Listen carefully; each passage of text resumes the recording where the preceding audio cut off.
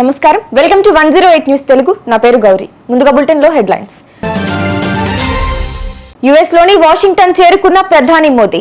Blair house వద్ద ప్రవాస భారతీయులతో ముచ్చటించిన మోదీ. రేపు తెలంగాణ వ్యాప్తంగా బంద్, స్కూళ్లు కాలేజీలకు ఎఫెక్ట్.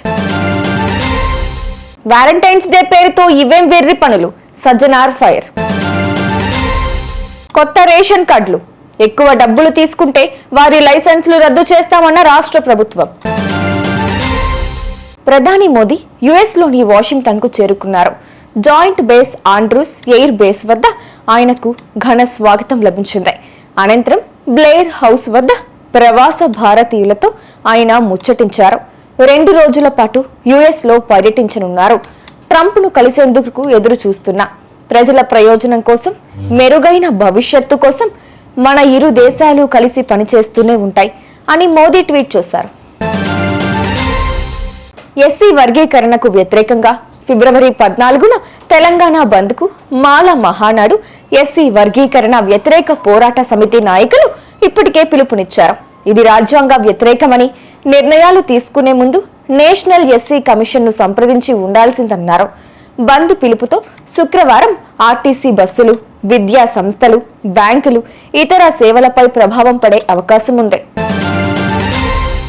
వాలంటైన్స్ డే సందర్భంగా వైరల్ అవుతున్న రిస్కీ వీడియోలపై TGS RTC MD VC Sajjanar మండిపడ్డారు. అదిరిపోయే స్టంట్లు అంటూ అదేదో ఘనత సాధించినట్లు కొన్ని జంటలు సోషల్ మీడియాలో వీడియోలు పెడుతున్నారు. ఈ విన్యాసాలు సరదాగా అనిపించొచ్చని, ప్రమాదం జరిగితే పరిస్థితి ఏంటని ప్రశ్నించారు. ఇలాంటివి చేసి కుటుంబ సభ్యులను మనోవేదనకు గురి చేయొద్దని హితవు పలికారు. రేషన్ కార్డు దరఖాస్తు కోసం మీ సేవా నిర్వాహకులు 50 రూపాయలు మాత్రమే తీసుకోవాలని రాష్ట్ర ప్రభుత్వం నిర్ణయించింది. కొన్ని చోట్ల ఎక్కువ డబ్బులు తీసుకుంటున్నారని ఫిర్యాదులు రావడంతో ఆయా సెంటర్ల నిర్వాహకులకు నోటీసులు ఇచ్చినట్లు అధికారులు తెలిపారు. విచారణ జరిపి వారి లైసెన్సులు రద్దు చేస్తామన్నారు. ఎవరైనా ఎక్కువ డబ్బులు తీసుకుంటే మీ సేవా హెల్ప్ లైన్ నెంబర్ 1100కు కాల్ చేసి ఫిర్యాదు చేయాలని సూచించారు. చూసారుగా, ఇవి ఇవాల్టి బులెటిన్ అప్డేట్స్. మరో బులెటిన్ తో మళ్ళీ మీ ముందుకు వస్తాను. అంతవరకు కీప్ వాచింగ్ 108 న్యూస్ తెలుగు.